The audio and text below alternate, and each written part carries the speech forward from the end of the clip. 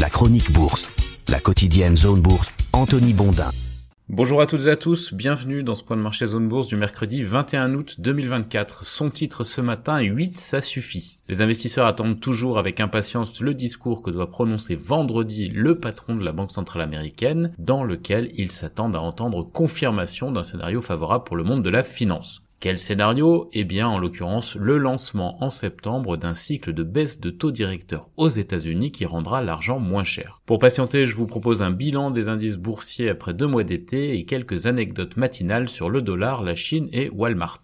On commence avec la séance d'hier. Elle était assez peu animée, mais les places européennes ne sont pas parvenues à garder les maigres gains qui avaient été accumulés en matinée. De nombreux indices ont en effet clôturé autour de leur plus bas de la journée, mais avec des dégâts qui sont limités. La baisse s'est en effet cantonnée à moins de 0,5% du côté de la France, de l'Allemagne ou de la Suisse. Le FTSE britannique, lui, eh bien, il a moins résisté en reculant de 1%. Pourquoi ? Parce qu'il a été entraîné par ces poids lourds du pétrole, en l'occurrence Shell et BP, qui ont assez mal vécu le décrochage des cours du baril. Le baril qui avait baissé après les rumeurs de potentiel cessez-le-feu au Moyen-Orient, même si rien n'est fait, évidemment, pour l'instant. Du côté des États-Unis, eh bien, Wall Street a mis fin dans le calme, il faut le dire, à son impressionnante série haussière ininterrompue de 8 séances, d'où le titre, donc 8 ça suffit, qui fait référence à une série que les 4/5 de mon équipe ne peuvent même pas connaître, c'est assez moche de vieillir. Pour ceux qui sont nostalgiques et qui ont accès à la chronique écrite, il y a le lien vers le générique de cette série. Le S&P 500, lui, il a reculé de 0,2%, il avait repris, je vous le rappelle, 8,1% depuis le 5 août, c'est impressionnant. Le repli, il a été alimenté par la baisse de 2% de Nvidia. Là aussi, il faut relativiser, le titre avait rebondi de 25% au cours des dernières séances. La baisse a aussi été alimentée par la méforme du compartiment pétrolier pour les mêmes raisons que celles qui ont abouti à la baisse du FTSE. C'est donc le moment de faire le bilan des 2 premiers mois de l'été, entre le 20 juin donc et le 20 août 2024. Les performances des bourses européennes sont relativement disparates.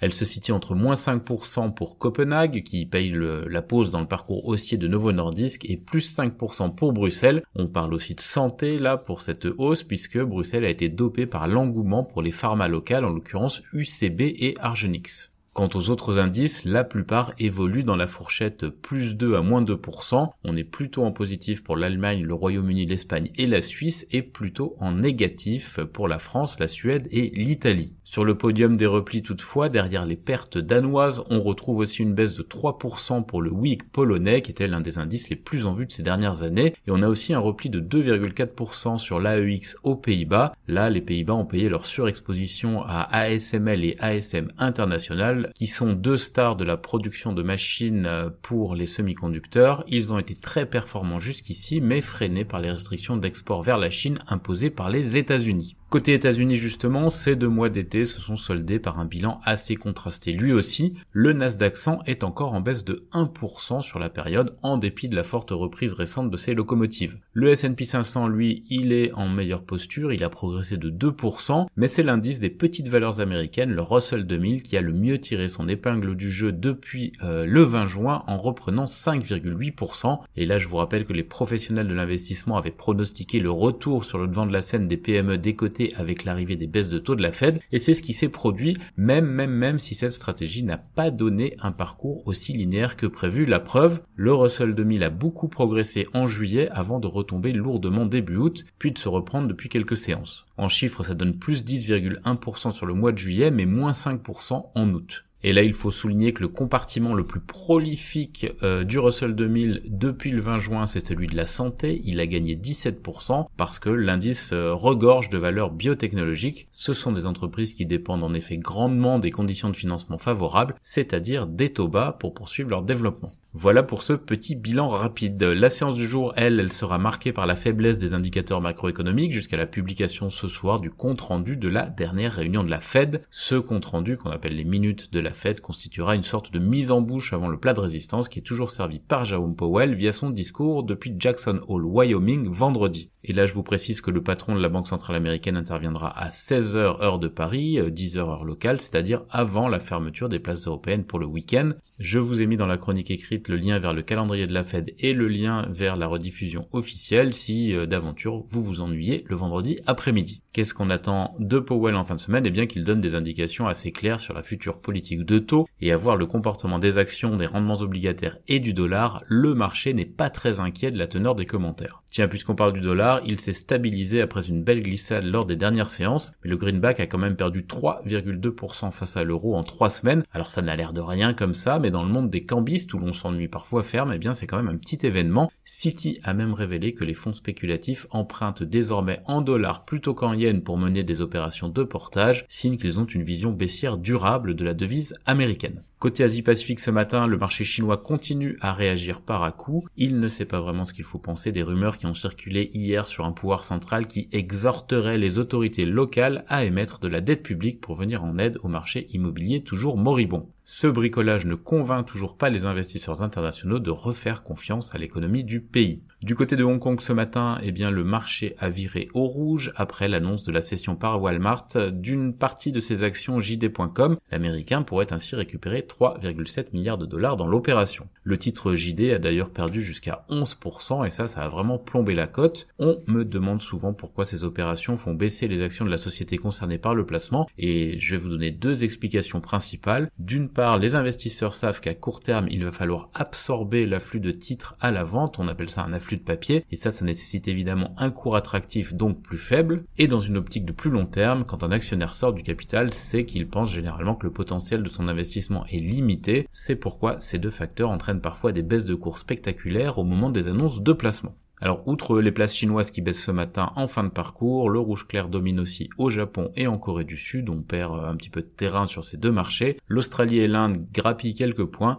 Les prises de profit sur les semi-conducteurs aux États-Unis provoquent en revanche une baisse de 1% à Taïwan. Les indicateurs avancés européens sont plutôt haussiers après la légère consolidation de la veille. Dans l'actualité des sociétés cotées du jour en France, le chef de production de la start-up Rivian rejoint Stellantis, LVMH et Beyoncé ont dévoilé un nouveau whisky, Eiffage et Euromain remportent en groupement le contrat pour la réalisation du génie civil du futur projet de liaison Rhin-Main pour Amprion en Allemagne, et Aéroport de Paris a annoncé que son trafic passager a progressé de 4,7% en juillet. Par ailleurs, côté small caps, TCC augmente le prix de son OPA sur NHOA à 1,25 € par action et Nikon lance une nouvelle manette sans fil sous licence officielle Xbox, la Revolution X Unlimited. Dans le reste de l'Europe, Alcon a affiché une hausse de son bénéfice net et de ses ventes au premier semestre. Le bénéfice semestriel d'Antofagasta est aussi en hausse grâce à la progression des prix du cuivre. Sensirion, en revanche, enregistre une perte au premier semestre, mais son chiffre d'affaires est quand même en croissance. Quant à Feintool, eh bien, le groupe creuse aussi ses pertes.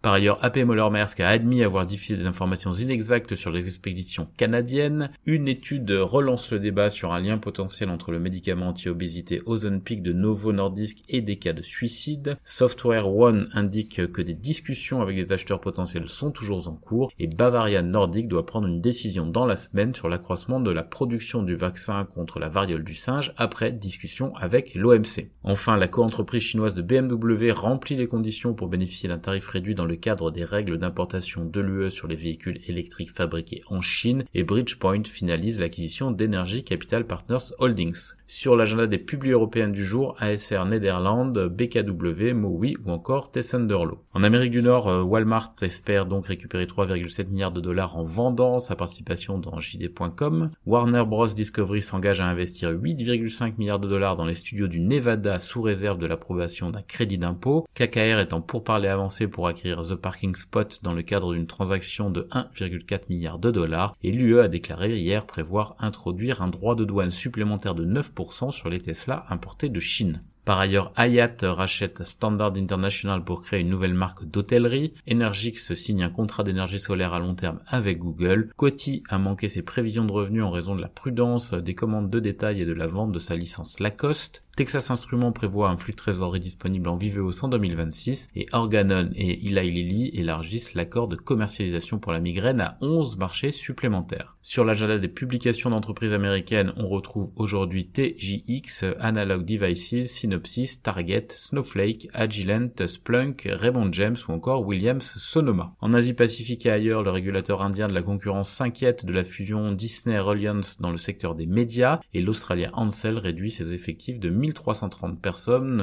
au cours de l'exercice 2024 dans le cadre de ses initiatives d'automatisation. Les principales publications du jour en Asie-Pacifique, Xiaomi, Wavestech, Santos, Nongfu ou encore Hong Kong Exchanges. Voilà, on s'arrête là-dessus pour aujourd'hui. Je vous souhaite à toutes et à tous une excellente journée.